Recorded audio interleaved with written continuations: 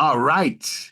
Good morning, good afternoon, and good evening, wherever you may be. Thank you for joining us. Another episode of Catching Up with Jacob. And here he is on October 11th, Jacob Prasch. Blessings in Jesus and welcome everyone. Happy to have you join us as we look to the return of Christ and the way that world events, global events are unfolding in accordance with Scripture as we prepare the way for his return. Thank you, Jacob. Thank you for being with us. David Lister, you're down in the South. How are you? I'm all right. A beautiful day today. Praise the Lord. God bless you, Fall David. is coming. Yeah, it's about mid-October. Jay, how are you? I'm good. I am back in California. It's good to be home for now. Yeah. You're a traveling man. Definitely traveling. Yeah, trying. I'm doing my best Jacob Prasch impersonation, but I can't do it as much as he does it. Got a long way to go, huh? Yeah. Well, welcome back, Jay. Davey, how are you down in Australia? Yeah, doing pretty good, and so glad to hear all my friends in Florida are safe. Amen. Amen. Saturday morning in Australia. Jacob, any announcements you want to make Very sure? briefly, the Yarnfield Conference in England, which is basically for people in England and Wales, but anyone can come. The speakers will be Marco Quintana, Pastor Tim Worth, and myself, and we'll be looking at the theme of prophecy and velocity, the way that the pace of prophetic events are increasing. The velocity is increasing. Things are happening faster and faster.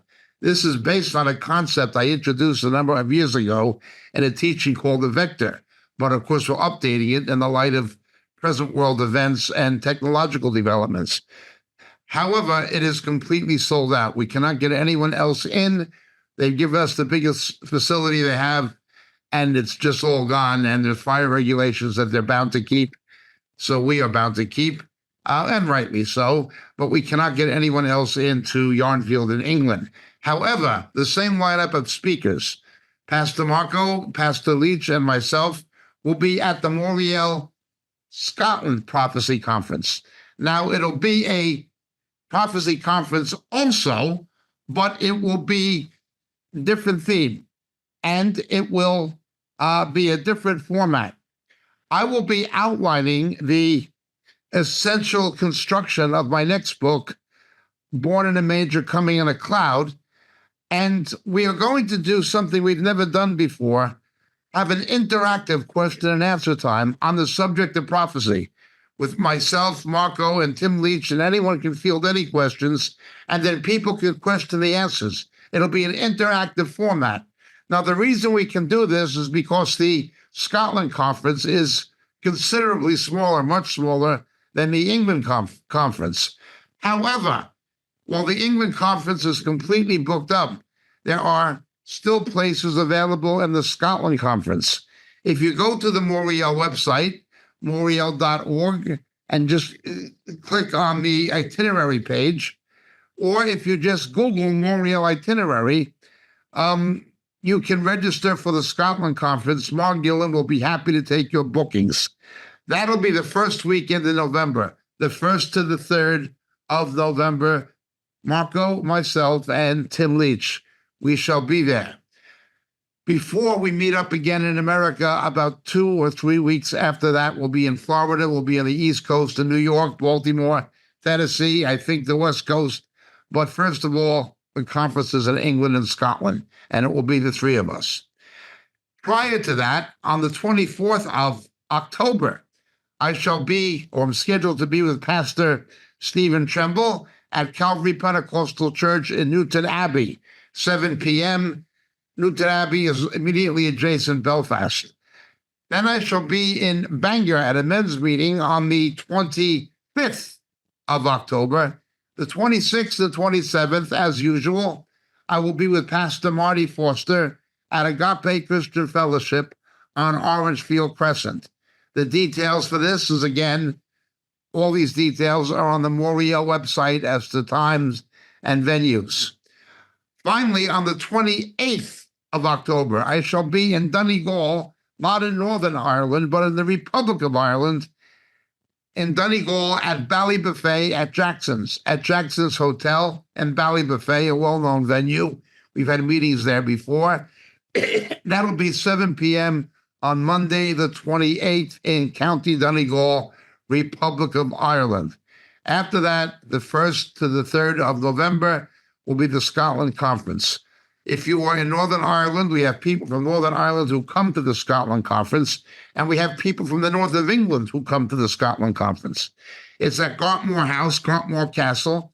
It is not far from Glasgow, Strathclyde, Edinburgh, or the M8. It's quite accessible. It's in the beginning of the Highlands, a very pretty area. If you can join us, we still have places available for the Prophecy Conference in Scotland. Hope to see you then. Thank you so much, Marco. Thank you, Jacob. And I'm looking forward to our meetings there with Pastor Leach, you, myself being there. We were discussing earlier some of the topics that we want to address. And I think people are going to be very blessed by the word of God and some of the topics that are going to be discussed. So I don't think people should miss it. And but if they can't get to England, get to Scotland, there's some available spots there. So please sell your shirt, come see Jacob, and this November. So it's coming up very, very quickly. Plus, the lectures are going to be at the same time. Just after we have the conference, before the England one and after the Scottish one. That's going to be interesting because I'm going to be keeping an eye on what's going on at home since I won't be home during that time. David Lister, any announcements you got? Yeah, I don't know what happened to my camera here, but due to the hurricanes, Here you are. here we go. Due to the hurricanes, we've had to change the venue where we're going to be holding the conference. Now, the conference is concerning the topic is holding on to our first love in the last days, Revelation 2, 4, and 5. It will be November 29th and 30th from 9 to 4, and it will be at the Citrus Hills Golf and Country Club in Hernando, Florida, 34442. We've our hotel that we were in and conference center, which we were all looking forward to, got kind of hit by Helen, and so they're out of commission. But this conference, they do have a. We're not charging for the conference, but if you come, they have buffets that are $30 a day. So you can we consider that a donation and you can eat. But if you're a pensioner or can't afford that, just let Mia or me know and we can take care of that. So that's, we have all this on the website. Okay. It will be Jacob and Tim Leach, and then one session by my longtime disciple and friend, Eric Wallhausen, is going to do a teaching. Basically, he's been doing home churches and Bible studies. And so building blocks for the biblical model of a church. So it's real interesting. Biblical models for Moriel Church. So we have a different place we have to stay at. You can get those details on the itinerary. They have a special rate for us. And so check that out on the itinerary. 8. Marco's frozen.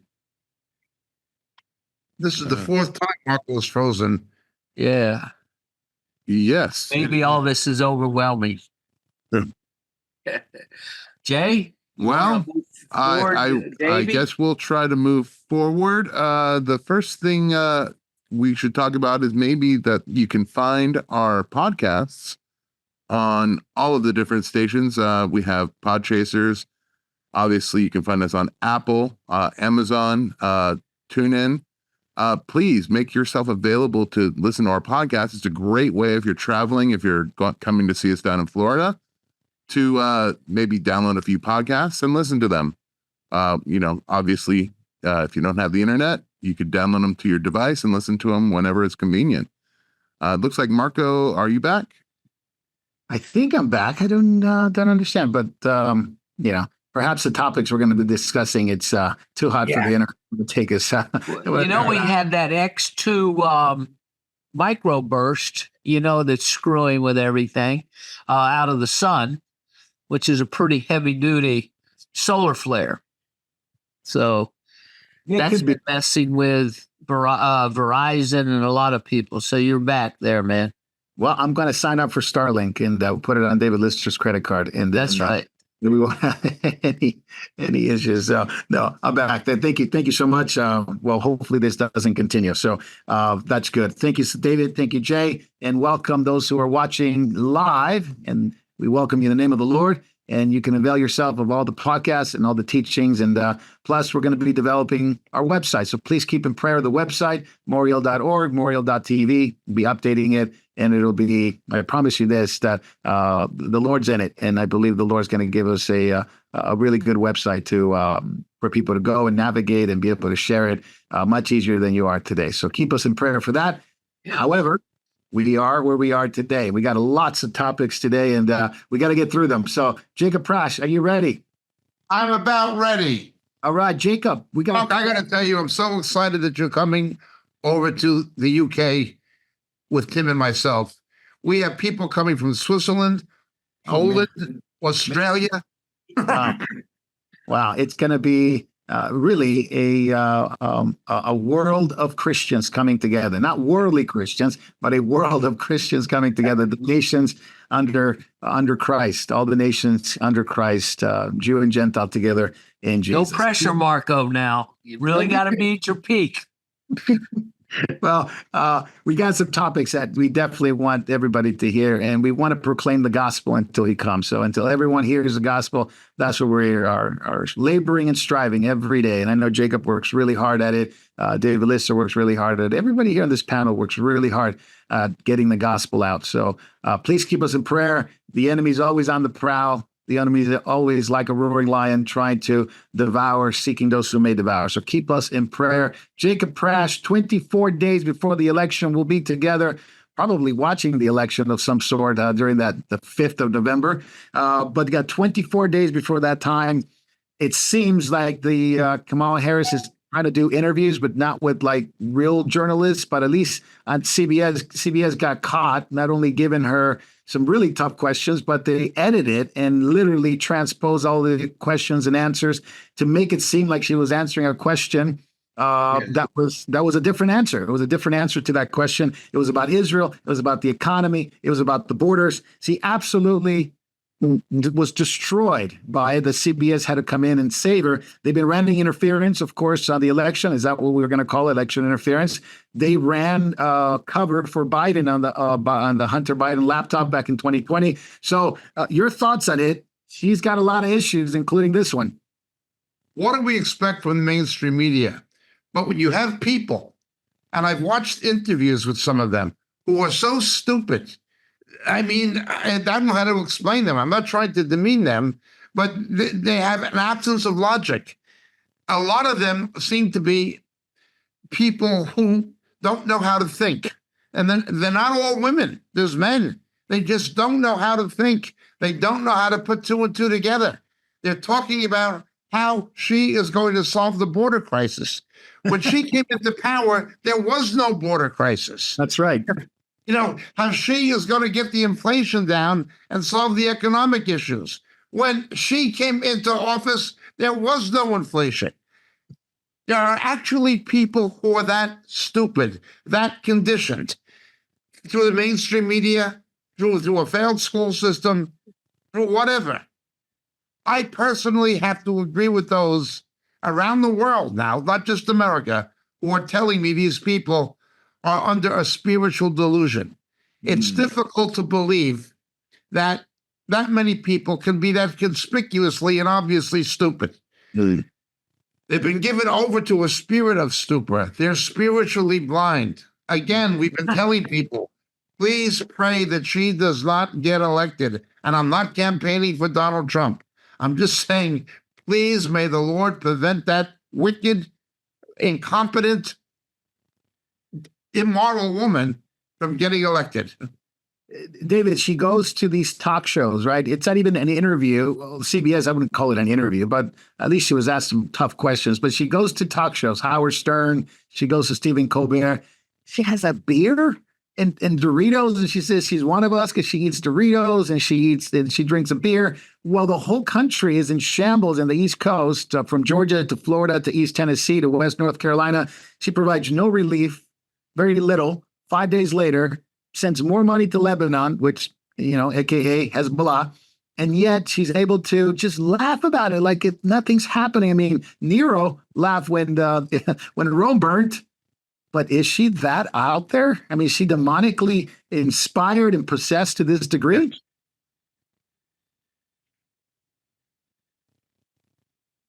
David Lister, did we lose you? We lost you, David. Lost David. You muted, David? Yeah. You need to unmute, David. Jacob, you can take that one. The Doritos, the beer, the country's burning. The economy is completely shut. The woman continually serves word salads and circumlocutes. She avoids the issue. Whenever she's asked a sticky question, she begins talking about something else and serves a word salad. And there's people who accept it. And the media tries to edit and compensate for it. It is beyond ridiculous. It is beyond ridiculous. It is like a nation of morons. It's beyond ridiculous. Jacob, she says she shouldn't be criticized because they provided help to East Tennessee and Carolina 5 days after people started, we just started having body bags, and they finally came 5 days later. She says, I shouldn't be criticized. Even the FEMA director says, stop with the tough questions because it's ruining morale. Yeah, don't ask the questions about why so much money is being diverted from Homeland Security, which FEMA comes under, to illegal immigrants who have no legal right to be in the country, while American citizens affected by a natural disaster are being devastated. Don't ask about the misallocation and misappropriation of taxpayer money. Don't question it. It'll hurt our morale. This, again, is another example of their attack on free speech and the First Amendment. Don't question us. That is exactly Cas Pravda Izvestia. That is exactly the history of the Roman Catholic papacy. Don't question us. It's unpatriotic to question us. She seems the only thing she cares about is abortion, the curtailing free speech, and sending more money to terrorist organizations, suppressing free speech. Jacob, give me a scenario. She wins. What would happen to Christians, pastors that, like yourself, teachers like yourself that are outspoken? What are we going to come under fire? She will do what Trudeau did in Canada. She'll take us in that direction. Already under Garland, the mechanisms are in place to having politically weaponized the FBI and the deep state generally. That is going to be unleashed. Something else that will be unleashed is you're going to see the threats of actual full-scale embargoes on Israel. Israel from defending itself. That is the second effect that you will see. Thirdly, you will see an increase in racism and woke being integrated into government policies, more so than it already is. What's going to happen to the healthcare of children? I mean, are they going to bring it into hyperspeed now? What's going to happen to national defense? You have a pair of incompetence. You've got a chairman of the Joint Chiefs of Staff who was there because of affirmative action, not ability or experience. And you have Austin, a Secretary of Defense who's there for the same reason. Now, I would love to see a Black Secretary of Defense or a Black American National Security Advisor. His name is Congressman Allen West, but they'll never appoint a competent Black. They'll only appoint an affirmative action woke Black. Yes. Because that is their agenda, not the good of the country. I mean, the question I think we need to ask ourselves is, Kamala Harris the one we want facing down geopolitically with somebody like Vladimir Putin, who intellectually speaking would make mincemeat of her? I mean, I don't I just don't see how anybody can have confidence that she is going to be able to counteract him in any way. Or even, the Ayatollah Khomeini. I mean, dealing with Iran. Don't they have an issue with women like this? Of course. They all want her. Putin wants her. Yes. China wants her. Iran wants her. Anyone inimical towards the United States wants her as president because they know she's incompetent. They know that she's dishonest. They know she's immoral. They know what they can get away with because you'll have not just a weak president, you'll have somebody who's not just weak. We've had weak presidents. Biden, Obama, we've had weak presidents. You'll have somebody who is beyond incompetent, someone who is beyond literally a cackling bimbo, and the world knows it. The only ones that don't know she is a cackling bimbo are the women who watch The View. So she's on the spectrum. She's on the spectrum. She was recently on there. And you can get an answer for just laughing and abortion and more wars. And Jacob, I came across this video. It is one of the worst videos I've probably ever seen. It's supposed to be a TikTok, some kind of trend where somebody eats something in a sexualized way. And you had Gretchen Whitmer, the governor of Michigan, with Liz Plank, a Canadian feminist, lesbian, pretending to have some kind of Catholic mass ritual, taking communion, but she's doing it. And she's got a hat that says Harrison Walls. It was so sexual with this 2002 hookup song that playing in the background. Jacob, I mean, this is a shot. She's a scoffer. She's going after general terms Christians. Look, I theologically disagree with Roman Catholicism. However, I do agree with the rights of Catholics. We have seen Roman Catholics' rights violated repeatedly by the government and by the media. We have seen Obama and Biden try to force Roman Catholics or Roman Catholic institutions to provide abortion services and things of this nature that are contrary to the professed dogma of the Catholic Church. We have seen traditional Catholics being put on FBI terror watch lists, and even the U.S. military warning that traditional Catholics are a danger to national security. Now we are seeing this. Again, I do not theologically agree with Roman Catholicism, and I openly accept the fact that the Roman Catholic Church has been so discredited by the widespread international pedophilia and by the policies of the present Pope. It's made itself vulnerable to being attacked, to being ridiculed. However, we must still respect the rights of Catholics. Not agree with them, but respect their rights. They're being targeted. Yes. They would never do that to Muslims. They would never do that to homosexuals. They're doing it only to people who profess Christianity in the broad sense. And their hatred of evangelicals and born-again Christians is worse than their hatred of Catholics. That's right. You had that guy that he was dressed up as a woman. He's probably transgender in this case. Who was talking about Jesus being nailed on the cross. He was using a sexualized way of describing that. Anybody can get nailed for 3 days is my kind of guy. This is blasphemy. Yeah. Okay, so this Liz Plank, she's a Canadian. She's known as the Instagram lesbian. So why would you do that unless you're really trying to sexualize your audience? And by the way, the whole podcast was about abortion. There was nothing else but abortion and how abortion. Harris is going to be, because she's going to allow all this. And to me, that, Gretchen Whitmer, that's her Jesus, Harris, she's her Jesus. That's what she wants. She wants abortion. She wants to be part of that cabinet. And she's backed up by, of course, Georgie Porgy. And she was able to win because of a lot of this funding that came. But who are they trying to appeal, Jacob? I mean, it's bizarre. Who are they trying to appeal? First of all, I'll tell you who they're trying to gratify. Their father, the devil. Oh. They are of their father, the devil. There is a demonic power on back of this. Now, look, as a professing Bible-believing Judeo-Christian, I do not believe in extramarital or premarital sex. I was a fornicator. Before I was a believer, Jesus paid for what I did, but I'm against anything extramarital. But even if I wasn't,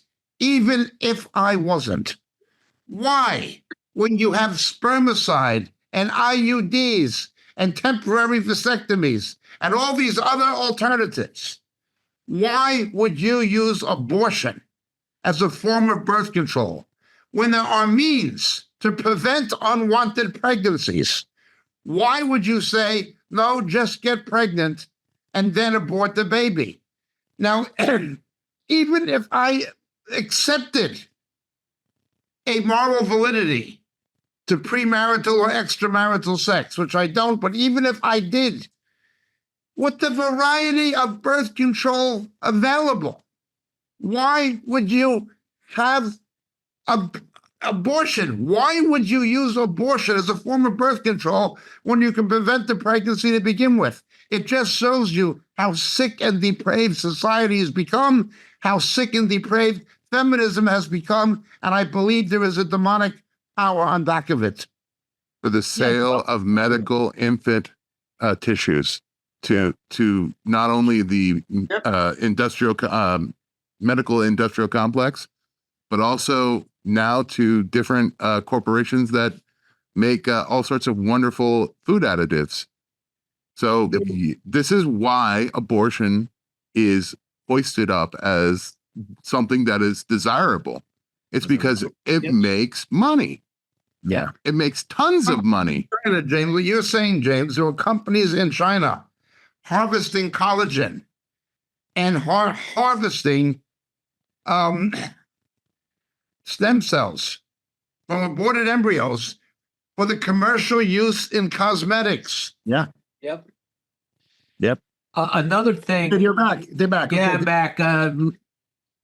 I guess we're having sunspot activity that's messing with us, So anyway, Paul talks about also, I think there's a curse here that's come upon these. They've lost their natural affection. Yes. Which is a result of all this sin. How can a mother take, knowing what it's like to have a child, to be able to then sterilize that child and make sure that child can never have a child? And it's, if they actually loved that child, they couldn't do this, but Paul talks about women will lose their natural affection. And correct. And so they can kill them. They can kill them. They can mutilate them. They can turn them into, in their own minds, a boy into a girl. This is how far they've fallen. Yes. I've said this before, David, with regard to what you're pointing out. I saw it in my own family, and we all have.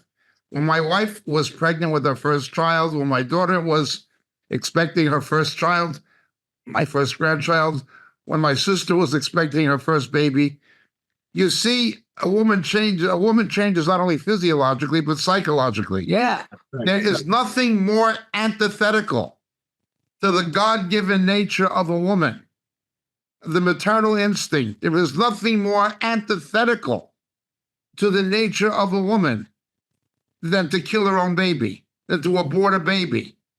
Once a woman is expecting a baby her entire life, it changes gear and it becomes focused on the epicentricity of that child coming and the anticipation of the child coming and so forth. And her husband stands with her in that. That is the natural, even non-Christians, even people who are not believers, because it's the God-given nature to women.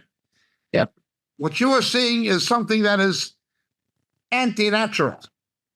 And the reason it's anti-natural is because it's demonic. Yeah. Yep. Jacob, I remember your daughter, Jacob. Oh, go ahead. When she had her baby, she had the number of weeks off that Britain allows. She didn't want to go back. And this was a woman that's very successful at a top law firm in the UK, was willing to give it all up. Yes, she did. That's right.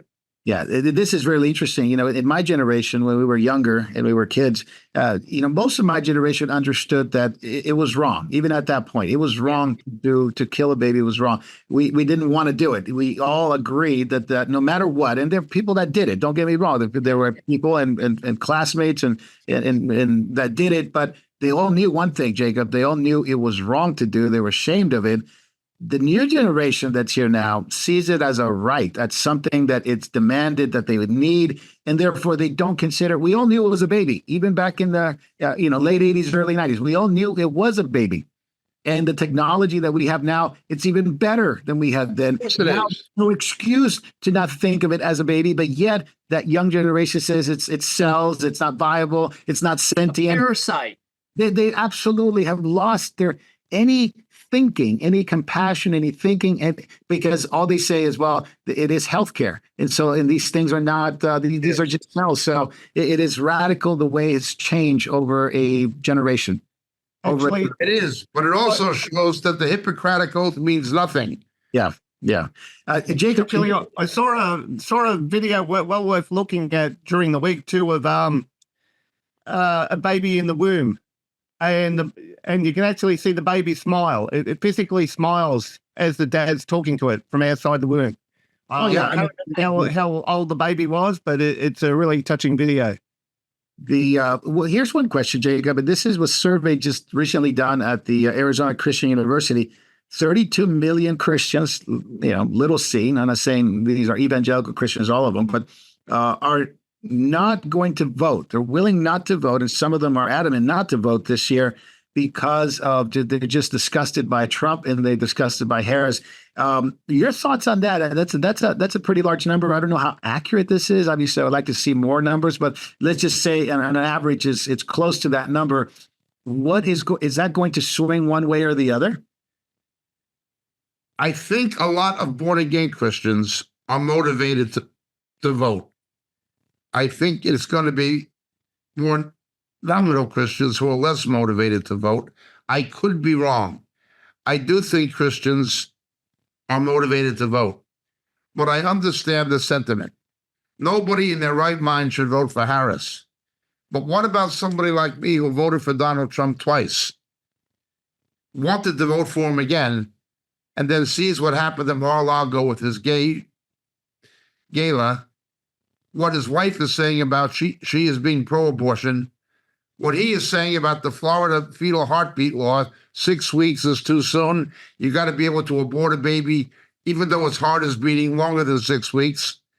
And now, of course, he wants to not decriminalize, but legalize the recreational use of cannabis for persons over 21, which the scripture calls pharmakia. I can understand why other people share my views, that we can no longer consider Donald Trump to be a pro-life candidate. He's nothing more than a lesser of two evils, but a lesser of evils is an evil no less. We are in a bad situation. I can understand those people, but I think there are alternatives. You can protest vote for a third-party candidate. You can still make a political statement. We need to try to be salt and light.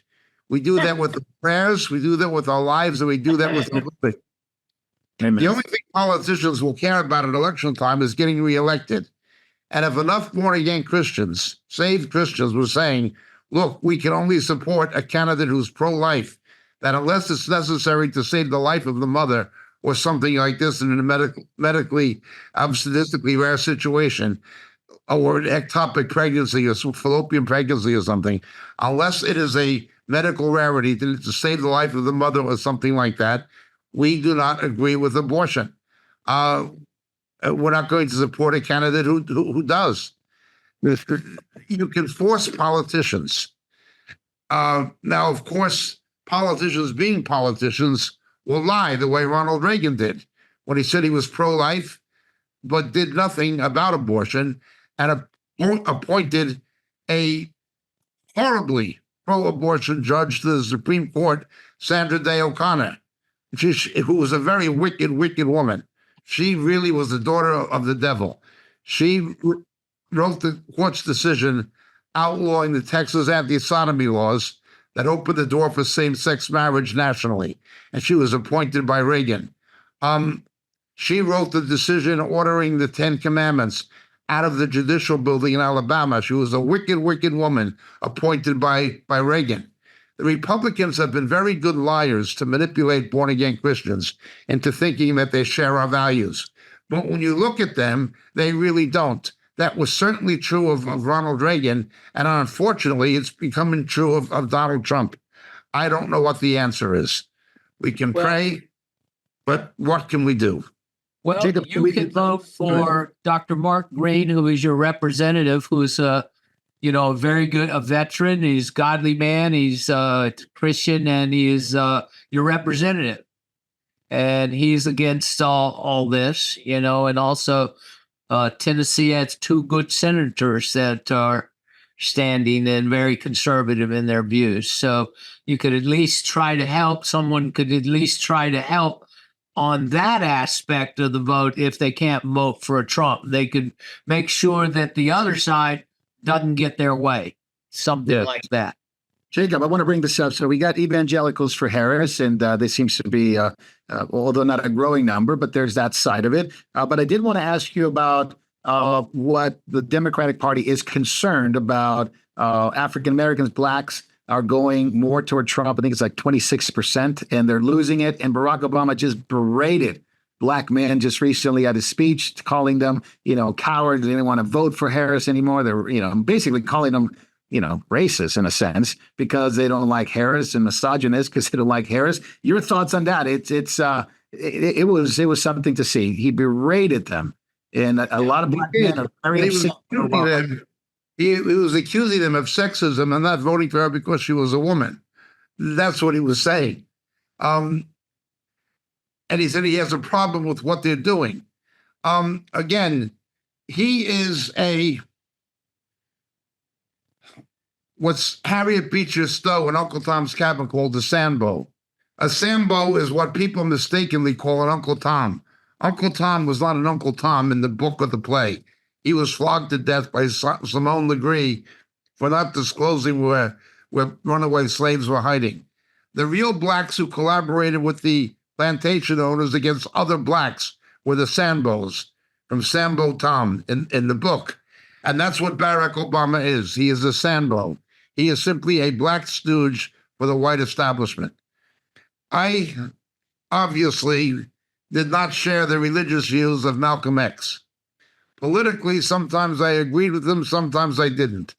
But as David Lister frequently says, he was right about one thing. The worst thing that could happen to black Americans is white liberals.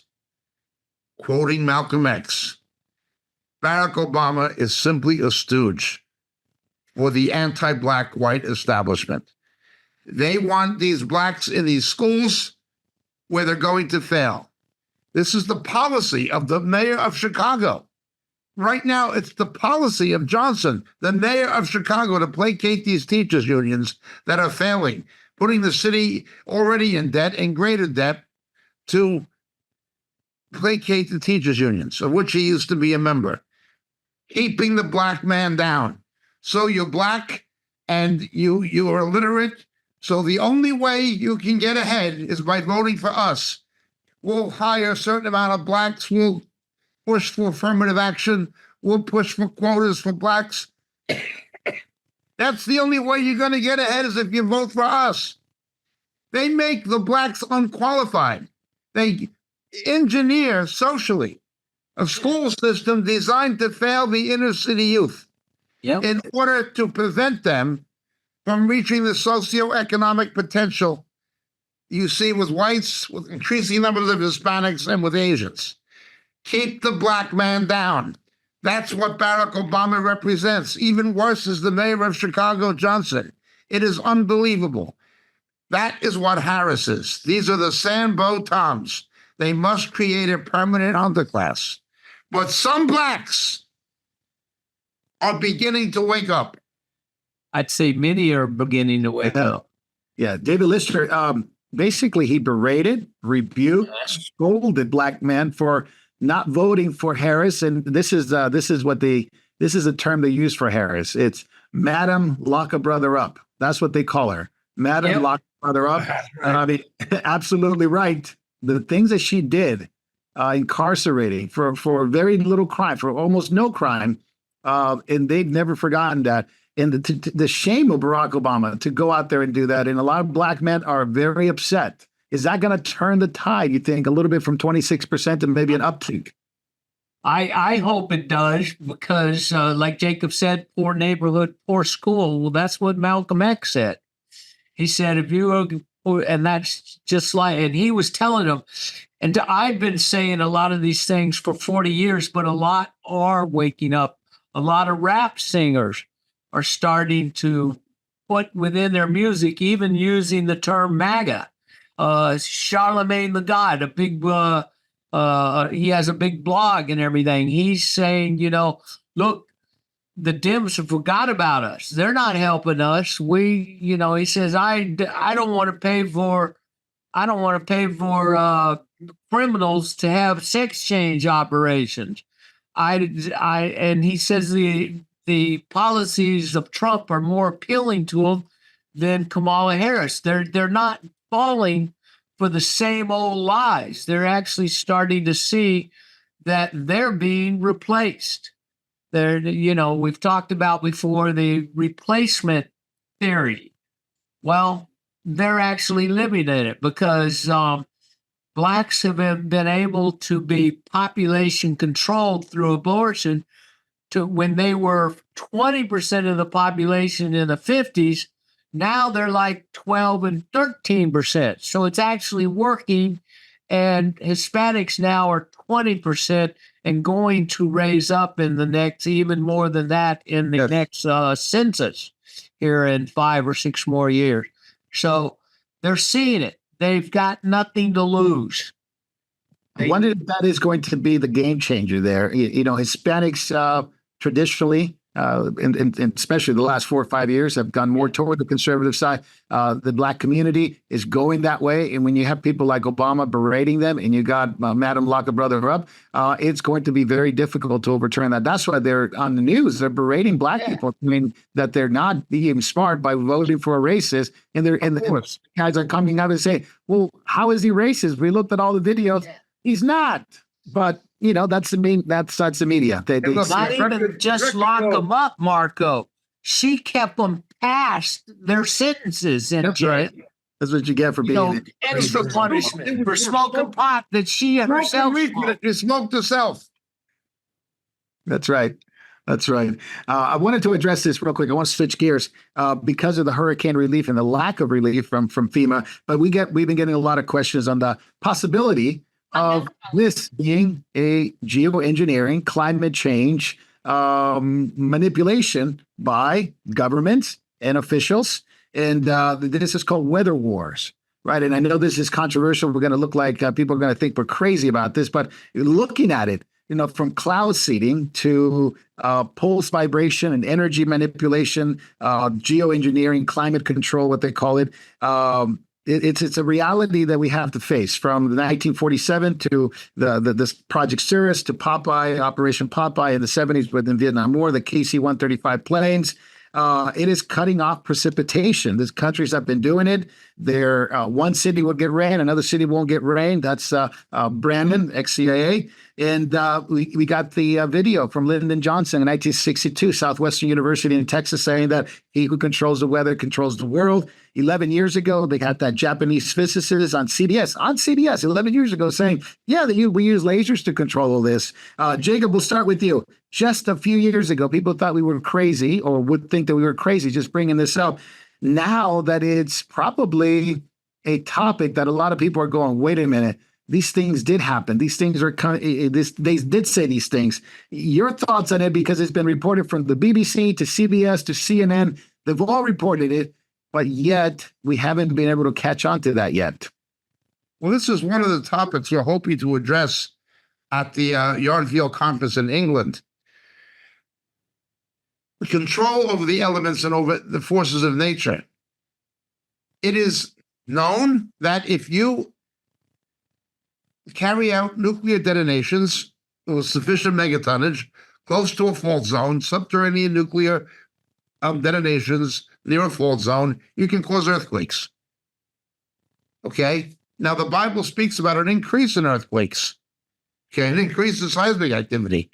What happens when that increase is humanly induced? Just this past week, there were tremors in Iran. Is Iran testing nuclear weapons underground so people will not know that they're testing them terrestrially? Okay, that's right this week. Now it becomes the weather.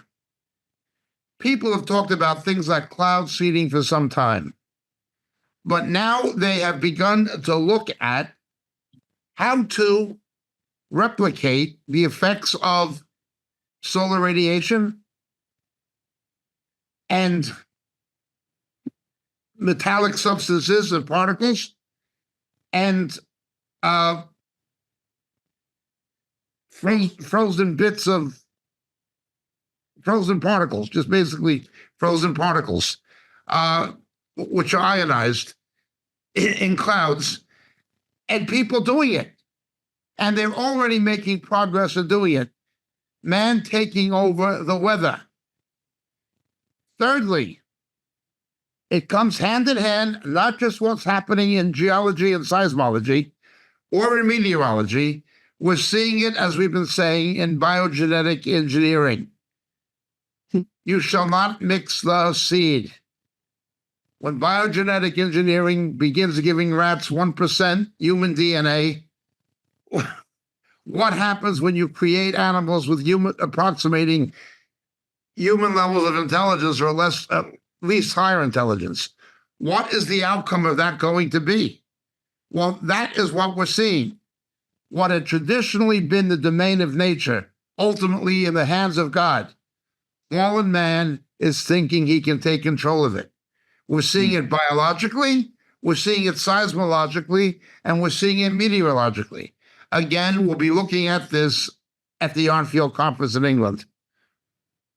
Yeah, David, we'll go to you. Weather Manipulation Control Center in Dubai. They published it. They say, yeah, we've been doing it. And they actually stopped quite a bit and actually flooded. China said that they were going to have a certain weather because they're manipulating it for the Olympics. India's concerned because of the weather wars. Fair day. Yeah, a weather war with India. So this is called Climate Intervention Operation. Climate Intervention Operation. Anybody can look at it and they can see even what Brandon said is called SAI, Alter Weather Patterns, stratospheric aerosol injection. So these technologies have been patented. They've been there. Now it seems like they've been unleashed to a certain degree of another. Congressmen from Tennessee, your state, and North Carolina have been briefed on this. They're going to bring it to the congressional hearings. I think a lot of people are going to realize that, boy, this is bigger than we thought. But there's a spiritual element to it that Jacob was alluding to. Your thoughts on this? Well, first off, we know what people that get power desire more power. So they want to control and they use it for evil. And this is what's happened. Instead of trying to help America out when we're having a drought, they want to destroy.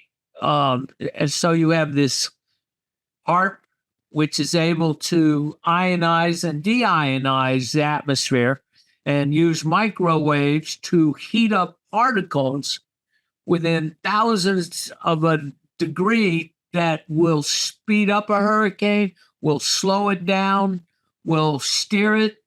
And also they can heat, and like even Bill Gates who said, oh, look, I got this thing. I can go out, cool the water down in the Gulf. And so he can, so if he can cool the water, they can heat up the water. So they're using this to destroy water, but also with these microwaves, they can actually heat up the water within the earth and cause earthquakes. So these are now going to be weaponized. And as we were talking earlier, very possible for the Antichrist to use, to create signs and wonders for people to be amazed but for so long, I didn't even believe in chemtrails. I didn't. But then I started seeing more and more evidence that And then I saw a movie called The Dimming, which everybody should watch. They want to make the Earth have less heat, and so the government started doing this and doing cloud seeding, and so for water, but also to cool us off. And also they're doing from the ground, from ships, being able to produce actual clouds. And then those clouds can be seeded for water, and Dubai, I don't think they, or the United Arab Emirates, sorry, they got it, they went and tried to get a little bit of rain in their desert. They ended up having like a river come right down the middle of Main Street. They got it wrong, and this is what's happened is they don't, unlike God, they've created things. And even this, the latest Helen, and I'm now 70 years of age, and I've never seen a typhoon make it to Mexico and not keep going. But this one changed course and came around and came towards Florida. And then the other one that seems to have been steered up to make sure that this flood, which happened in North Carolina and eastern Tennessee, happened in a place that the government has been wanting to mine lithium. They believe this is the largest lithium deposit in the world. And I know it's a coincidence, but 4 days before the hurricane, a company applied for permits from the government of the United States and also from the state to get permits to mine. And then on top of that, we've seen that the people that live in that town of Castle Rock, where the mine happens to be, is they have been told they're no longer property owners because of the Republicans passed a bill on eminent domain that they, in the Supreme Court, that they can take your their land, your property, without a trial. Just say it's for the public good. So that was a Republican Supreme Court. That's the UN 30 right there. No private property. You can take it away. No private property. And also, so, so those people are no longer landowners, but they'll throw them a bone, and it won't have no meat on it, but they'll give them a bone or something, make them go away. But it's this whole, I didn't believe in all this stuff, but the evidence is so overwhelming. I list to generals, major generals, are talking about how they were doing this in the 60s and 70s, and they were trying to make it rain in Vietnam so that Hanoi couldn't bring weapons down the trail. Jimmy Trail. Yeah, and if you ever saw that movie with Tom Hanks on Forrest Gump. Forrest Gump. Well, he talked about the rain coming sideways. The rain's coming this way, the rain going that way and this way, because he was kind of mocking the way it was always raining there, and they were trying to use this, and so they can do this stuff. They're doing it for evil, and they want to control people. And by the way, the people from Alder that provide for those permits happened to have bought 2 million shares, was bought by BlackRock and Vanguard just a week or so before. Perfect timing. Perfect in timing. that same mining company. Surprise, surprise, BlackRock. Jay, we'll go over to you. According to BBC, it's $100 billion industry. That was a few years ago. It's probably more now. We have that technology that's patented. It's called patented hurricane suppression technology. This is something. Look, people can watch the video by the Japanese physicist, Mr. Michio Kaku, I think it's his name. Yep. I think he's American. Michio Kaku. American Of Japanese descent. Yeah. Japanese descent. Yeah. Talk about lasers. And so this is not in any way in the invention of any sort. The spirit is Yeah, and like Mr. Kennedy says, there's no conspiracy theories. It's all come true. I think they're winning 39-0. And so all the evidence points to this reality. Now, the only thing is, there's a spiritual side to it, but I wanted to get your thoughts on that. Well, a couple of things to begin with. Remember what they say, anyone who denies that there is climate change, there's a consensus from all scientists in the world. There's climate change. Well, the climate change is because they manipulate the weather and have been for over 60 years, 70 years. And Jay, notice they say man-made climate change. Yes. Yeah. We now know who the men are that are making it. Yes. So it's almost as if it's a shell game. Climate change to take away fossil fuel cars from you, drive up the price of oil for their interests, and at the very same time, they're the ones that are causing the climate change, and we're never getting to the root of the problem. Yeah. I would just like to point out that, things like HARP, things like cloud seeding, these are very old technologies. Right. These are incredibly old. And what they're using today, remember the way that the government releases what they use for top secret, it's about 20 to 30 years, gap between us knowing about it and them deploying it. So what they're using to manipulate weather, we have no idea nowadays. We can know like civilian projects like they have in Dubai and the Arab Emirates, but as far as like Davey was mentioning, the spiritual aspect, God withheld the rain from Israel as a punishment. And yet Ahab now can control the weather. And this has all been since the 50s.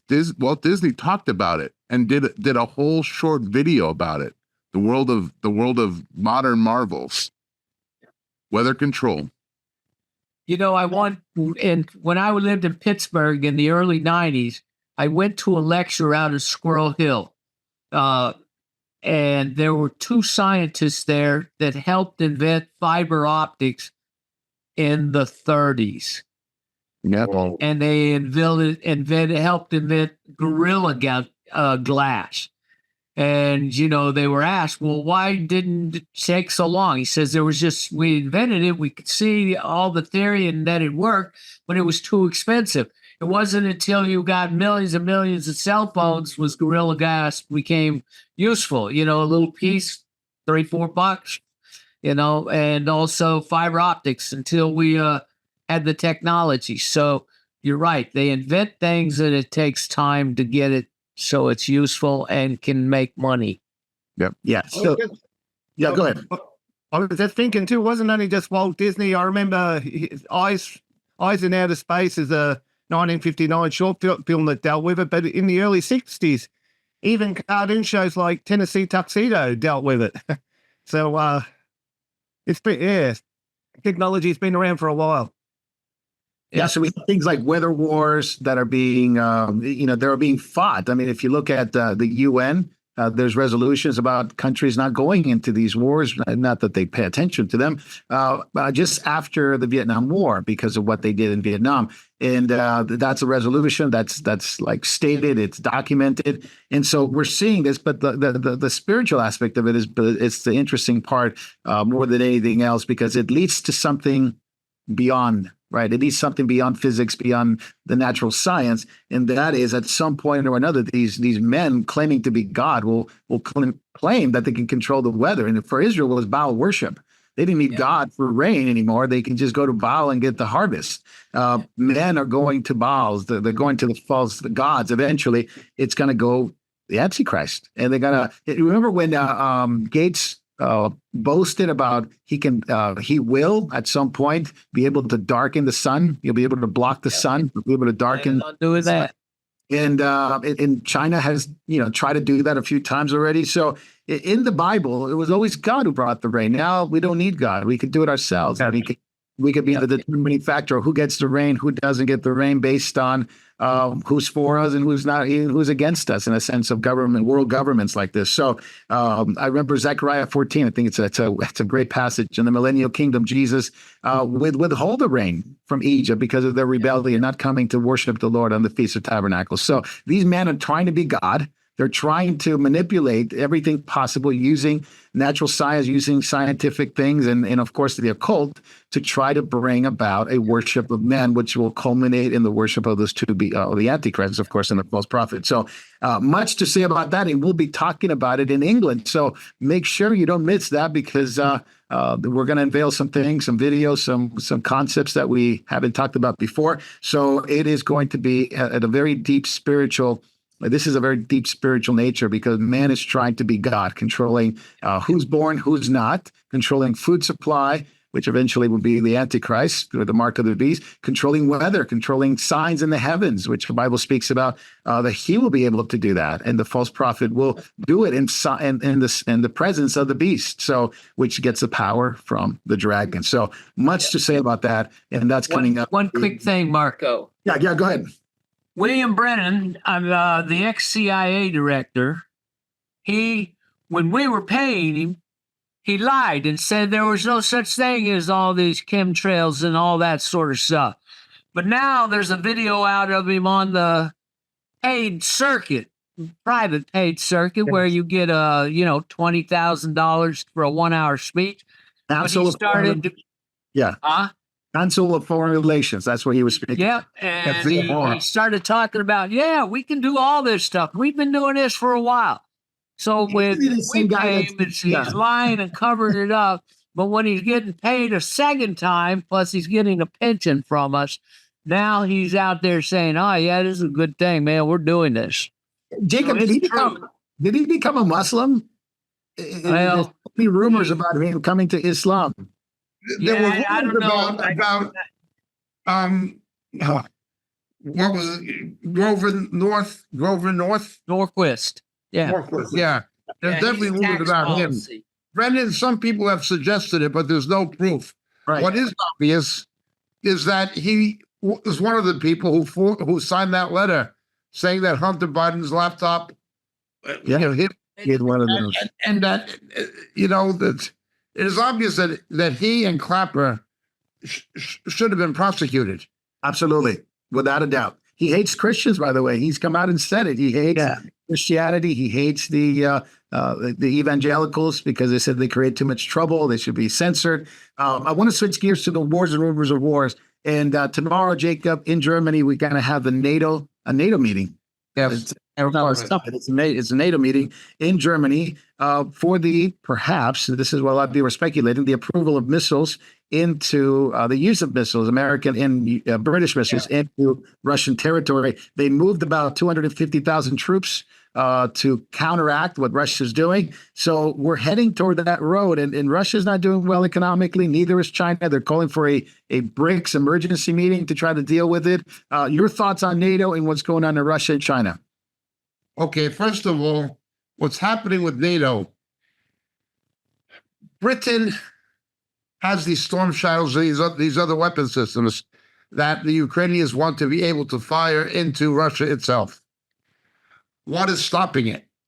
Well, although the ordinance itself is British, the guidance system is reliant on American technology and American satellite technology. So it is not operational without access to American guidance systems. People don't realize how important companies like Raytheon are internationally, even in other countries' weapon systems. And this is one instance of it. This would similarly apply to a degree to the German arsenal. And even begrudgingly, they wouldn't like to admit it, the French. So the real power controlling these weapons, and can they be used against Russia, is definitely the Biden administration. On one hand, they were wanting to back Zelensky against Russia. On the other hand, they are not giving everything that would be needed to really bring Putin down for fear of nuclear blackmail or nuclear confrontation. That is at least what they are saying. This is what happens when you have an incompetent president, the senile corruptocrat, a cackling bimbo for a vice president who wants to be president, an incompetent Secretary of Defense, a useless chairman of the Joint Chiefs of Staff, and a corrupt deep state. This is the consequence of what you've got. Now, the economic effect on Russia is something else. They can export oil and natural gas to China and to India, but they're not being paid in dollars, euros, or any other currency that people want. And the Chinese and the Indians are not paying them in rupees. The rupee has gone back to the point now where a rupee is worth about a penny, about 1 penny, and sinking. They have to accept payment in, it's ridiculous. Not only yuan, which is not an international currency, and not in rupees, which is not an international currency, but they are accepting payment in rice, vegetables, other kind of commodities. They're actually being paid in ingestible commodities because the currency is not something people want. When you begin to have to barter on that level, instead of using a currency, your economy is in trouble. Now, I know Russia has the oil and gas reserves, but it is not refined. It's the cheap stuff, even if it's light crude. Light crude doesn't have to be refined, and China and India have their own refining capacity. Secondly, they're getting paid in rupees or in yuan. They're not getting paid in rubles or in dollars. Now, the ramifications of this are not good. What is happening in the Chinese economy is not good. What is happening in the Russian economy is not good. They are trying to build a brick that is gold-backed to make it an alternative to the dollar. But the South African economy is not good. No. These economies are all weak. So how can combining their currencies help them make a reserve currency that will replace the dollar? That is their problem. Their other problem is even more insurmountable, at least for the time being. The Americans control the SWIFT system. They would have to make an alternative to the SWIFT system for international bank transfers. And that's not going to happen anytime soon. Mm. But it goes even beyond this. They're all weak. China is in a worse crisis than most people realize. Nobody knows how deep that crisis is. It's not just the real estate bubble, the shadow banking. It is the public debt and the private debt. All these things combined. Then, of course, there's the situation that Putin is facing. Nobody is saying this, but one reason that the United States has an interest in perpetuating the war in the Ukraine is it creates a basis to weaken the ruble by sanctions and embargoes. By weakening the ruble, the Russian ruble, by weakening the Russian ruble, it helps keep the dollar or preserve the dollar as the reserve currency. It hurts BRICS. If Russia were not in this situation in the Ukraine, and they were not spending so much of GDP on defense production, and they were not facing these sanctions and embargoes, the ruble would increase in value. Putin had an ambition of making the ruble an alternative to the dollar, but that didn't happen. His next venture with China and South Africa, and to a degree with Brazil, was BRICS. Now that is not happening. And one of the reasons it's not happening is the war in the Ukraine. It is to the interest of the United States to perpetuate the war in the Ukraine because it creates an impetus for embargoes or sanctions against Russia that keeps the ruble weak. Nobody's going to tell you this too much, but it is a factor in the equation, an indispensable factor in the equation. That is what is happening. However, we need to be careful. The American deficits are astronomical and getting worse. The other, not that everyone else's aren't either, but with a reserve currency. The second is, if something gets gold-backed, if something can be gold-backed, South Africa and Russia have a lot of gold. If something gets gold back, that gives it a strength. That gives it a strength. It is the weakness of the economies of Russia and China that so far is preventing the BRIC from getting too far.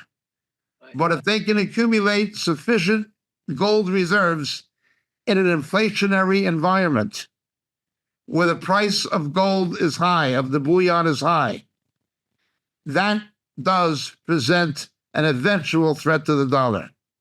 Yep. Yes. Yeah, the payments from China to Russia, they're having trouble getting paid, even among themselves, because they're up to 6 months to get paid. But what's of concern, I know a lot, is that banks in Hong Kong are trading billions and hundreds of billions of dollars off record as no governments are able to look at it. So that's a concern too. It's a forerunner of what they're going to do. Yes. There's the shadow banking that everyone knows about. Yeah. But then there's the shadow banking run by the shadow bank. By the shadow bank. Yeah, that's right. Jacob, I want to switch gears to Israel. October 7th, this past Monday, marked the one-year anniversary, 365 days since the Hamas atrocities against the Jewish people. Staggering 1,200 Israelis, including some Americans, were killed, 5,500 injured, 254 were taken hostage, which by all accounts is maybe about 100 who are still alive and still hostage, if they are still alive. And hopefully we'll get them back, but nothing's been done about that. 1 year from now, 1 year ago, this happened. Jacob, where are we at today? I mean, it just seems like what could have been, at that point, you could have gone to Hamas, you could have got rid of Hamas, brought the hostages back, but nothing's been done. The U.S., the EU, Iran, it just becomes a real difficult battle for Israel to get the people back. Now there's a threat of war with Iran, and Netanyahu is being advised by Biden not to retaliate. There's a 55-minute conversation they had this week. Your thoughts on what's going on there? A year later, we are still waiting for the hostages to be returned. The points you highlight are all true. They're quite valid, but it's worse than that. We can crystallize it. I was at the memorial in London for the 1 year anniversary on October 7th, a few days ago. I was there, and it was a rally for the hostages still being held. We were there. Large number of Jews, large number of Christian supporters of Israel. The BBC, as in bias, blasphemy, and cowardice, ignored it. The media ignored it. But when Islamofascists demonstrate in London, even in support of terrorist organizations, the media is all over it. So you're not seeing the truth from the mainstream media. That's obvious. But we wouldn't expect to. For the second time, Israel has been attacked from Iran. This time was 181 ballistic missiles that have a 12-hour flight time from Iran to target in Israel, to Tel Aviv. 12 minutes. 12 minutes, yeah. Yeah. The arrow system and the David sling was fairly successful, but there was some damage. The next thing the media is not telling you is the air base they tried to hit was near Dimona. Yep. Israel's nuclear reactor. Iran launched a missile attack on Israel's nuclear capacity. That's what it was. Most of the rockets were directed at Israel's nuclear locations. They did that for a reason. Now, this is the second time ballistic missiles are launched. Biden is telling Israel, don't retaliate, don't hit Iran, don't hit their nukes that are under development. Remember, the Obama, Biden, Harris administration, by removing oil embargoes and the other money given to Iran, $6 billion in ransom by Joe Obama administration. The Joe Obama administration, the diabolical trio of Harris, Biden, and Obama, assisted by Susan Rice and other such people, and Valerie Jarrett and so forth, and Jake Sullivan, they have done everything possible to see a nuclear-armed Iran in effect. Iran would not be on the precipice of developing a nuclear weapon if they don't already have one, had it not been for Barack Obama paying for it. And Joe Biden and Harris paying for it. And now they're saying, Israel, even though they've shot missiles at you, and how long will it be before there's a nuclear warhead on one of those missiles? Don't attack their nuclear facilities. This is the corruption, the evil of the American administration.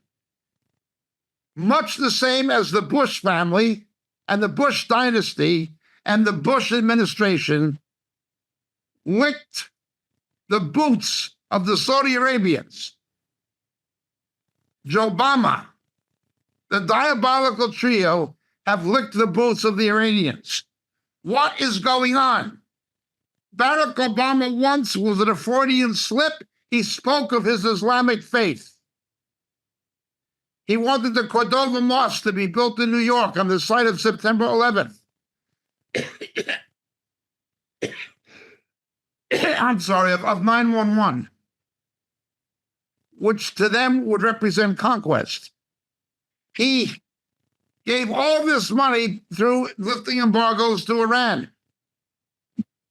He allowed widespread Islamic immigration. A terrorist attack took place 15 minutes drive from where you were seated in San Bernardino because the Obama administration did not want to do background checks on the internet, but gave these people visas to come in and kill 14 people in San Bernardino. Barack Obama deliberately snatched defeat from the jaws of victory. After the Petraeus surge, he withdrew from Iraq, and the gap was filled in, the vacuum was filled in immediately by ISIS, who he said was a JV team. 2 weeks later, that JV team were perpetrating one terrorist attack after another in Europe. Then there was the withdrawal from Afghanistan. Whose side in the war and terror is Barack Obama on? Whose side is Harris on? Whose side is Biden on? Something is going on here. Many thinking people would have a difficult time as understanding this as anything less than treason. Now, this is not the first time treason has been perpetrated against the United States by an administration. Richard Nixon did it during the Vietnam War with his détente, when Russia and China were supplying the North Vietnamese with the hardware to kill Americans. He was increasing trade with Russia and China. This kind of treason has happened before. And it's usually economically motivated in some way. But for Israel to be hit the second time, the first time, don't strike back. Now they do it again with ballistic missiles. Don't strike back. Don't attack their nuclear sites, and don't attack Kog Island or their oil export facilities. This is an outrage. Mr. Trump was right. He urged Israel to attack their nuclear sites, and the United States should back them, and doing it with bunker-busting ordnance. We have here is not just a betrayal of Israel. We have a betrayal of the national interest of the United States. And there are still people who are so blind and so stupid, they will vote for that party. Again, I believe their blindness is demonically induced. The book of Daniel, chapter 10, speaks plainly about the conflict with Iran that would come at the close of the age with Israel and involve the West, called the Yavan, Europe, Greece. Daniel's prophecies speak of this. We pointed this out many times. But of course, godless people in the White House have no idea what they are dealing with. They do not understand principalities, Rashiot in Hebrew. They don't understand the Prince of Persia and the Prince of Greece.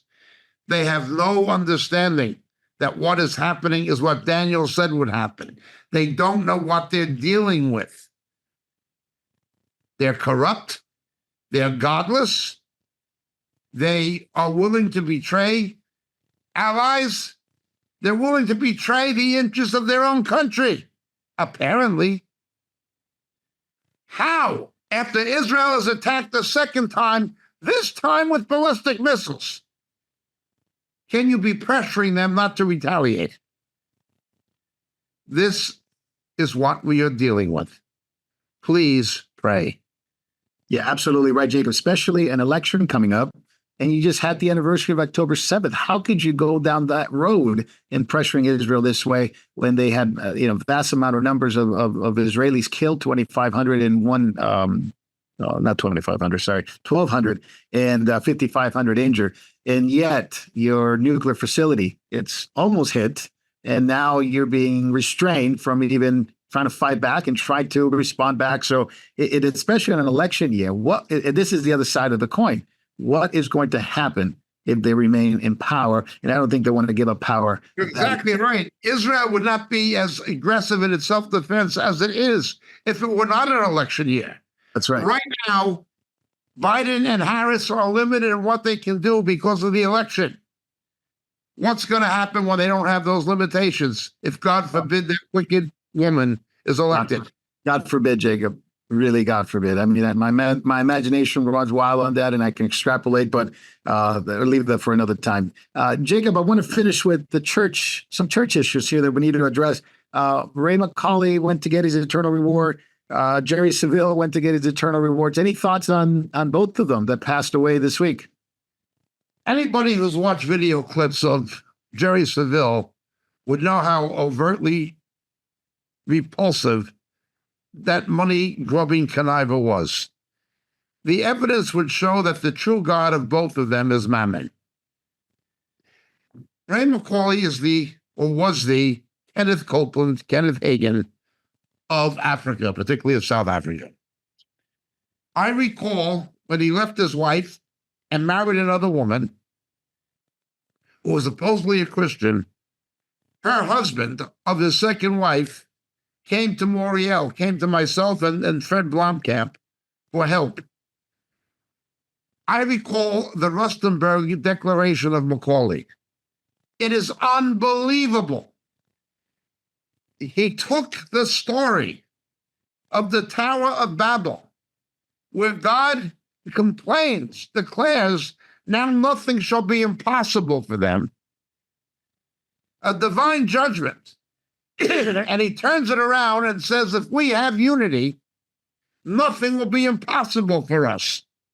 He took something that was bad and turned it around and preached it as if it was something to aspire to. That is how far gone that man was. He'd been a weightlifter and a bouncer before he supposedly became a Christian. I don't know if he did or didn't, but I know he was a heretic. Kenneth Copeland dedicated his church building. He was tied in with Rick Godwin, the anti-Israel preacher, the Dominion is Kingdom Now preacher. He was tied in with all kinds of other people. But when he left his wife and he got divorced, at least some, and then remarried with no biblical grounds, at least some people stopped supporting him, but he filled it in with mainly black people. A lot of wealthy blacks from the ANC were drawn to his church, and a lot of poor ones. What else can we say about him? I remember the video clip of him standing at the foot of Table Mountain in Cape Town with witch doctors, Sangomas, with Buddhist monks, with Muslim imams, you name it. And they were standing at the foot of Table Mountain praying together in unison. This was Ray McCauley. I'm not saying I'm glad he's dead, but I'm certainly glad he's gone. And I would say the same about Jerry Saville. Now they're gone, and they didn't take their money with them. No, they did not. And they're standing before the judgment seat of the Lord to be really addressed on this issue. And what did you say, Jake? I hope they have a good flashlight. And but the prophets galore that are claiming all kinds of things. And Jacob, they're coming out of the woodworks. I mean, two of them, false teachers, pass on, but yet more rise up. It's like a whack-a-mole game. And these prophets are claiming all kinds of stuff, like the hurricane, like this prophetess Jerry. What was her name? I think I had her name here.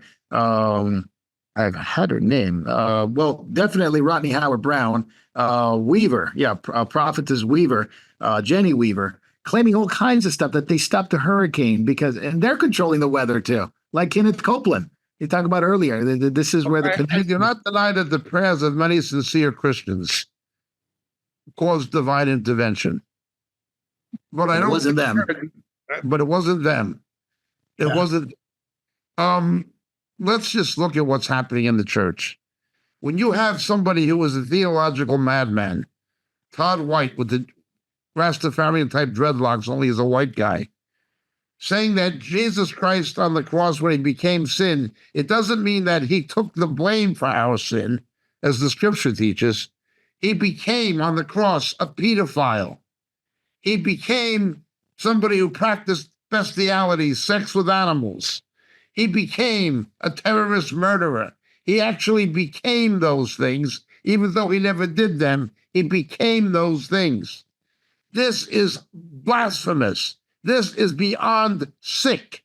Yet Michael Brown, the fireman, the false prophet from Jerusalem with the Second Pentecost, the apologist for the counterfeit revival in Pensacola, the dear friend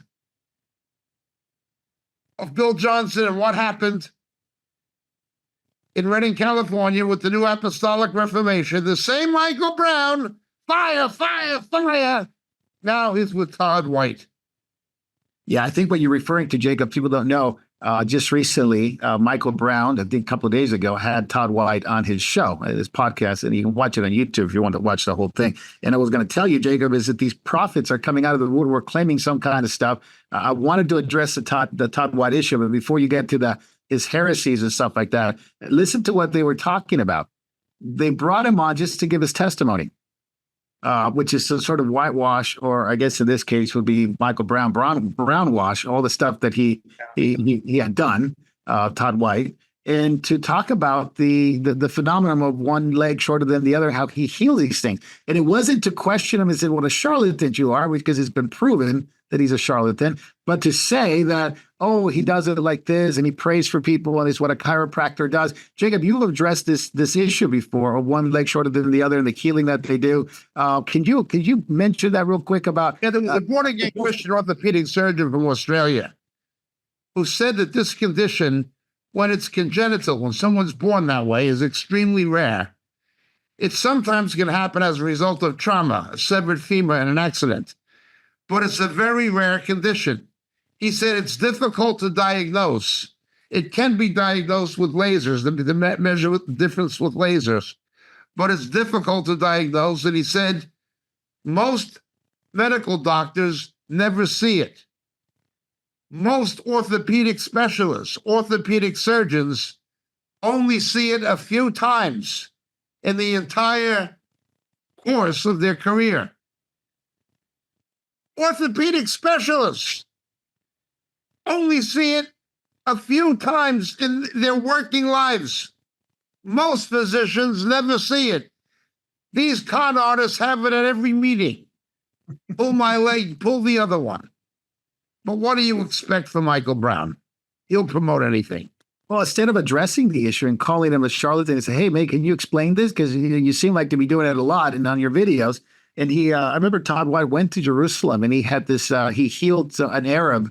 And, I think it was on either the Holy Ghost movie or one of the, I can't remember the name of it. It was definitely not Hillsong, but it was Bethel. It was Bethel. Which one of the movies? And they made a couple of movies about that. And he's in Jerusalem and he heals this Arab guy. And my friend had gone there, and this Arab guy, instead of preaching the gospel to this Arab Muslim, Todd White just does some kind of fake miracle about his back and all that, and he felt better. So the guy does a favor to him.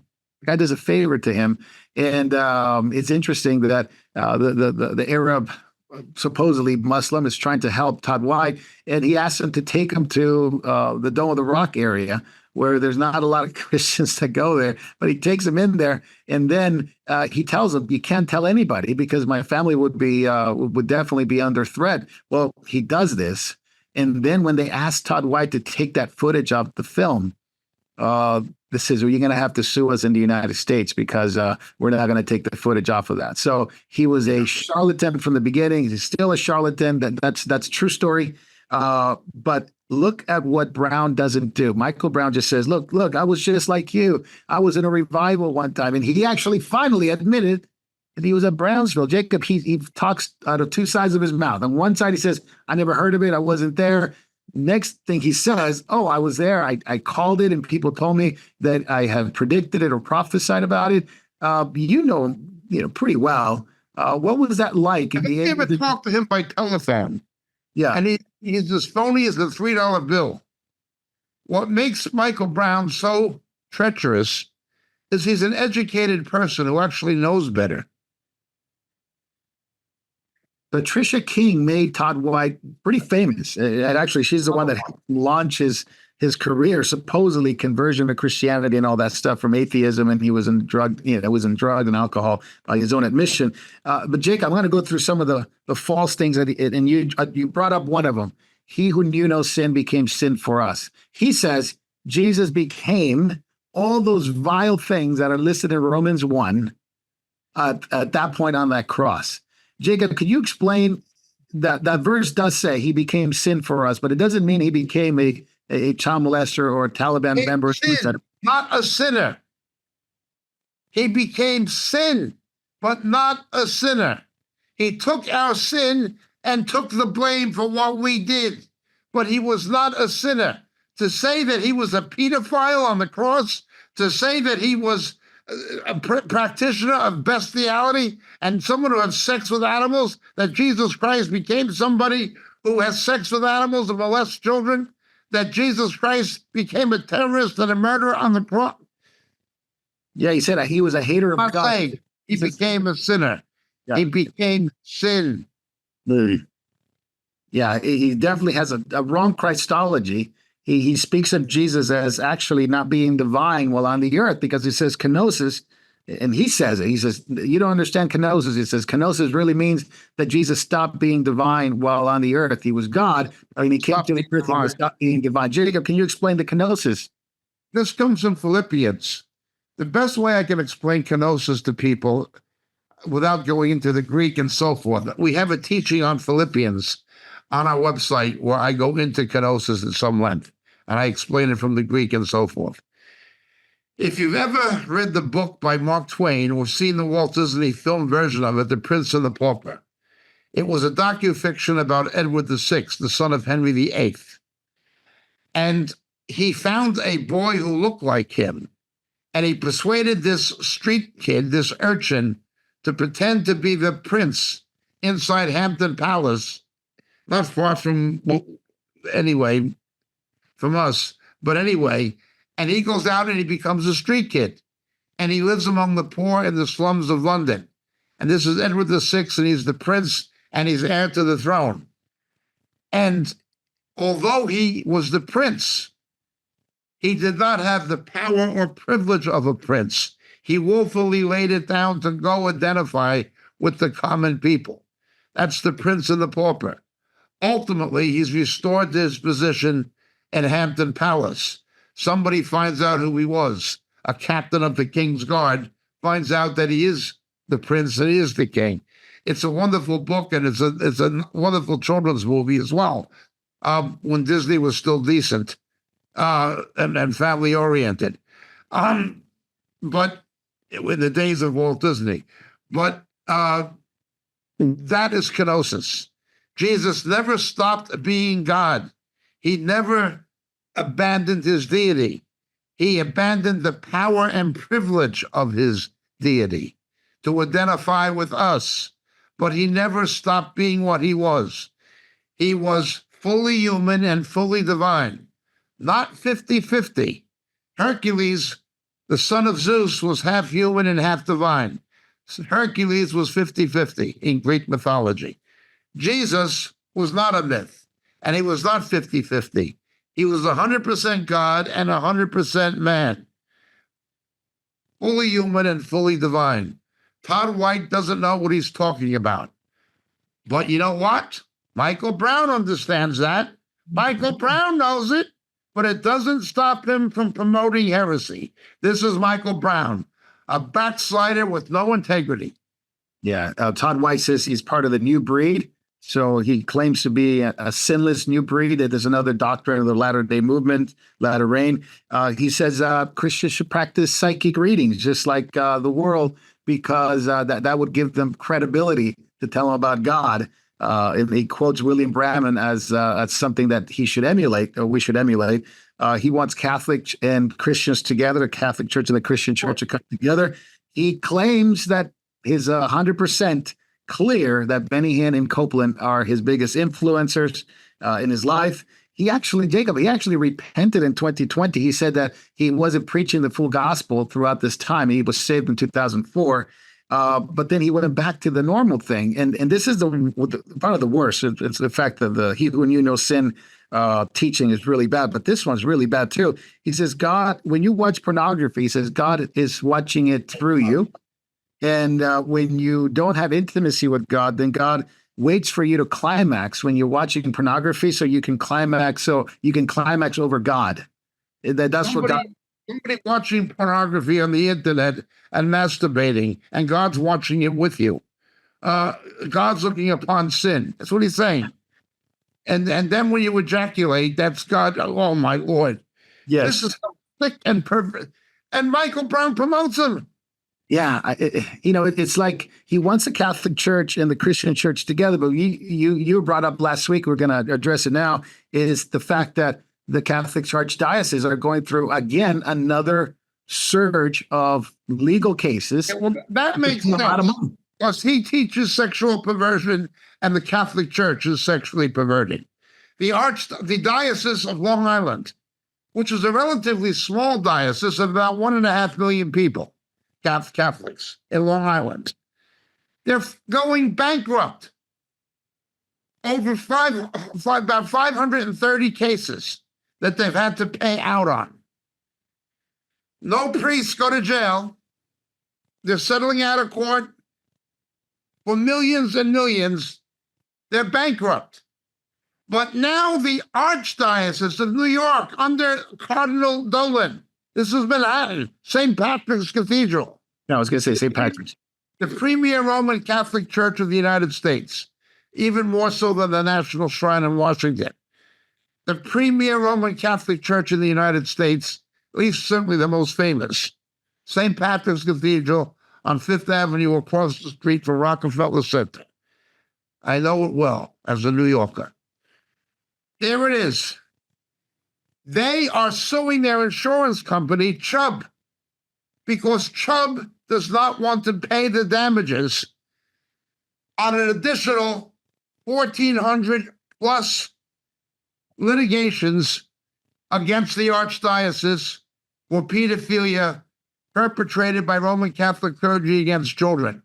On top of the 500 plus the church has already had to pay out on. There's another 1,400 pending, and that's just in Manhattan. 1,400 cases in Manhattan still pending? Pending on top of the 500 plus that they've settled already. Oh. And then what about The very fact that you have to buy insurance to protect a church from being for pedophilia, that in itself, no wonder Ottawa likes the Catholic Church. They're two of a kind. Remember this whole thing now. When this Pope said, you can bless same-sex relationships. The Roman Catholic Church has always had that.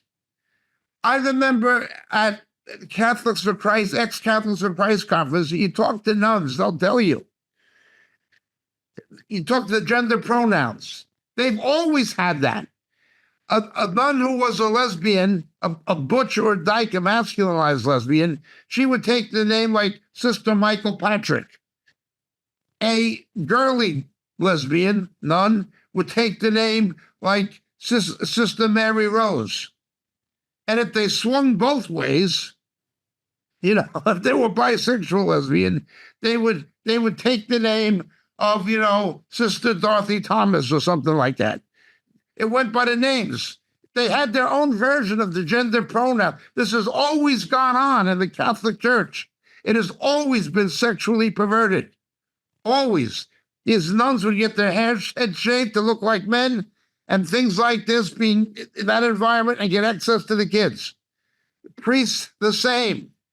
They're getting dressed up in these vestments, the amos, the alb, the sphincter, the stole, the chasuble, and the maniple, like womanly type clothes, copied from the pagan world, and in an all-male environment and access to kids in Catholic countries like Latin America or Ireland. This is the way homosexuals and lesbians found expression before they were able to come out of the closet. Now that they've come out of the closet, there's less people becoming priests and nuns because they don't have to do that anymore to find a sexual expression for their perversion. Now, this is reality. That's why there's a decline in religious vocations in large part. But it goes beyond this. The amounts of money just in Los Angeles with Cardinal Mahoney. Yeah. $730 million in lawsuits plus law fees. $1 billion in Los Angeles. I don't know what to keep Mahoney out of jail.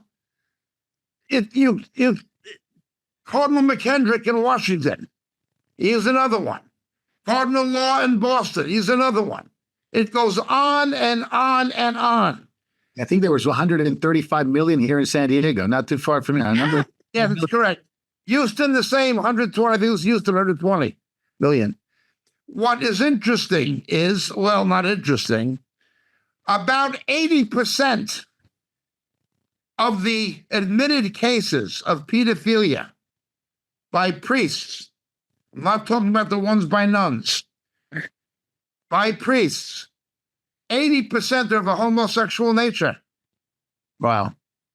80%, 20% was against little girls. In Ireland, the culture of nuns was even worse. In Tuam in Ireland, one convent, they found 800 skeletons of dead babies buried in back of the convent. In the Ryan report of the Irish government, not Northern Ireland, not Protestant England, this is Ireland Irish. The Gardaí, the Irish police, think there could be 10,000 skeletons of dead babies buried under or next to convents in Ireland. This is this is evil. No wonder the Catholic Church is against abortion. We don't believe in the murder of the unborn. Let them be born, then we'll murder them. That's what it comes to. We don't believe in an abortion. We don't believe in the murder of the unborn. Let them be born, then we'll murder them. No wonder people like Todd White want to unite with Rome.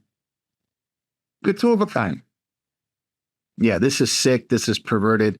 And people should watch that movie Spotlight. And again, in 2016, they won 2 Academy Awards for what happened in Boston. And The Magdalene Sisters, I think it's a 2002 Ireland, yes. movie that I think depicts a lot of what Jacob's talking about if you want more information on that. Jacob, thank you so much. We addressed quite a bit of issues. We got questions on backstage. And we got lots of questions and lots of topics, but what a shame. Michael Brown, which a lot of people in the Messianic movement look to him as some kind of a scholar, kind of the way the liberal churches look at N.T. Wright. He's kind of like the charismatic Messianic guru, I guess you could call it that way. And but he knows a lot about this stuff. He knows the truth, but he fails to uphold it and fails to live it. Unfortunately, he promotes, false teachers. Then he says there's no revival in Brownsville. Then he says he was there. I don't know what to believe him sometimes. He wrote the book, Let No One Deceive You. He was the apologist for Brownsville the way Guy Chevreau was the apologist for Toronto. Yeah. I actually interviewed him down in Brownsville, one-on-one, when I was there, Marco. You still have that? That would be a really good. I had those on the micro Yeah. DVR stuff. I don't know what happened to them, moving and everything. But That's to me. he was slippery, man. He was slippery. But I told him though that this would end badly, and he denied that. He denied also that that the vans were that the Brownsville was taking people to Toronto to bring it back. And then also, and I laid out the case. I said, they brought it back. Stephen Hill was doing carpet time and then came over and brought it on Father's Day, and it all came together. He goes, no, it originated here. I said, no. I said it is going to end badly. And if you remember, there was Kilpatrick, the pastor, became a false prophet, and he a self-admitted false prophet. Also, there was a big scandal with the IRS and the money, and and then Michael Brown took his school of the prophets and had to leave because the Assembly of God didn't want him anymore. Oh man, Anthony, but absolutely, the Toronto deception came via Holy Trinity Brompton in London with Steve Hill and these people, and via Holy Trinity Brompton London arrived in Pensacola, Brownsville Assemblies of God. Well, also from Toronto, Jacob, they were sending van loads of people before Stephen Hill came there. They were already bringing it, and then it just all came together when Stephen Hill came in. It was boom that day. So as a 5 fell. Yeah, and he denies it. Sometimes maybe on a matter of good conscience, he says, well, I was there and I called for it and it happened, just like we watched the video. So if people interested in watching that video with Todd White, they should watch it. It's if they can stomach it. There's a bunch of films out there. Google Dr. Michael Brown, Fire, Brownsville, and you can see him going, fire, touching people and they're falling back and everything. But Yeah. I just don't get why people they respect him for his scholarship because he got a PhD, but it seems like his PhD is made him incompetent. But remember he talked about in that interview, he said, "Oh, I tried to be a Calvinist and everything. I forgot about my Pentecostal roots, and then I ran into Raven Hill, and then I got back into it in the late 80s before all this happened, which 93, 92, 93, but about that time they had the St. Louis, some who said it thunder, the false prophet, the giants that were false prophets. I think Prophets, yes. yeah, those guys, and then that St. Louis went and that showed up there with the vineyard, their movement, and then that, shoom. And then there was the prayer of Bud Jabez, that showed up at some guy's thing when God broke his altar in half, and people said, "Oh, a miracle," So anyway, see you, Marco. Marco had to go. Jay's in charge. Go ahead to go. We're going to go ahead and go to backstage. We have a ton of questions today for the panel. We will only probably get to half because there's just too many. So all the ones last week that we didn't get to, we will get to this week. But we want to thank you for sticking with us. Everyone that is watching both on YouTube, Facebook, Rumble. Obviously, we will be cutting off the feeds to both Facebook and YouTube because we can't answer your questions. We can't answer them truthfully because YouTube would censor us if we did.